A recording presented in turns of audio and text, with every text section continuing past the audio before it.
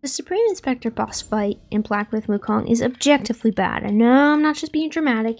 From an animation standpoint, it doesn't use the principles of animation, and it causes a lot of unnecessary frustration for the player had the animation been made better. And I will illustrate this with the very first attack that he does in the fight. He does this cool spin, and then he comes in. And there's a problem with this, and that is there's no anticipation, or if it is problematic. So this is his idol with his flying. That's cool. And he does this interesting spin, but it visually, shape language wise, silhouette wise, is the same as his idol. These two shapes here are not distinct enough to know an attack is coming. But maybe it's actually this pose here. If it is, it's literally only held for 1, 2, 3 frames before he starts attacking. This is not enough time. We need at least 8 frames in order for our brains to register.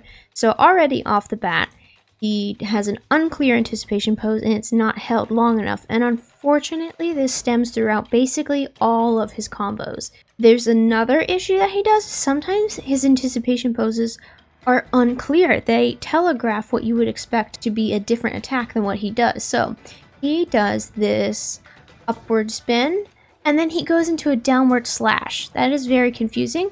If I just look at this pose here, this to me signals a sweeping attack. Again, look, he's spun up this way. It looks like he's raising his sword. He looks like he's gonna zoom.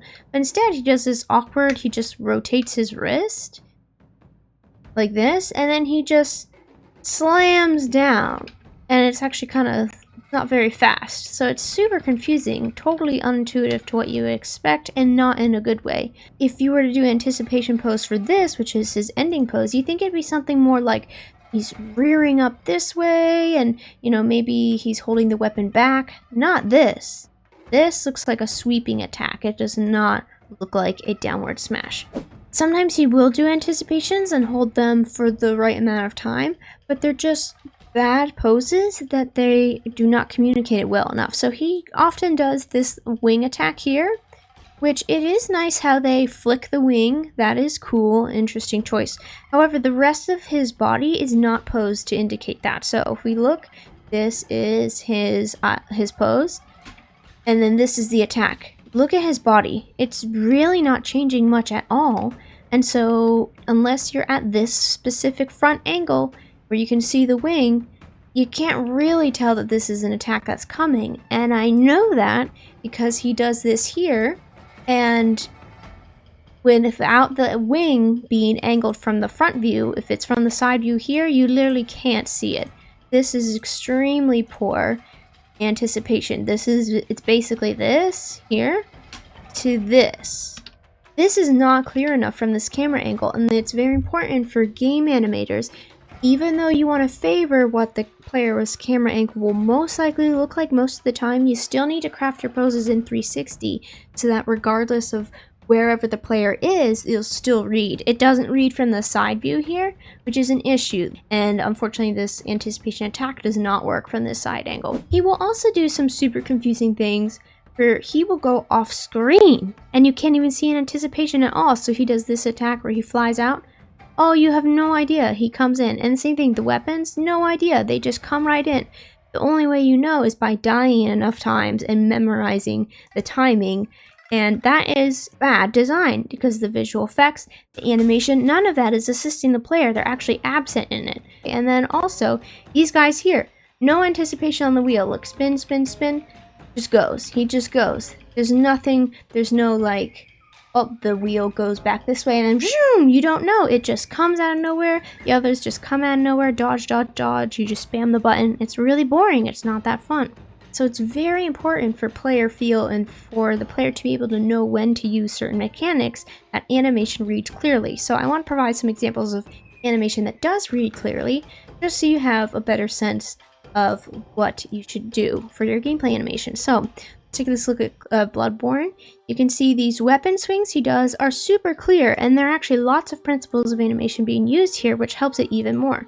Let's take a look. This is his idle pose here, and then he winds up. See this shape change?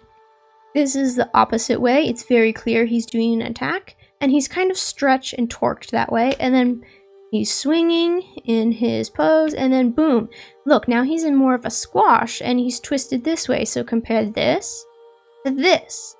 This is very clear posing, nice transition that it makes it communicates well to the player what's going on, especially this last attack. Okay, look at him and his idol.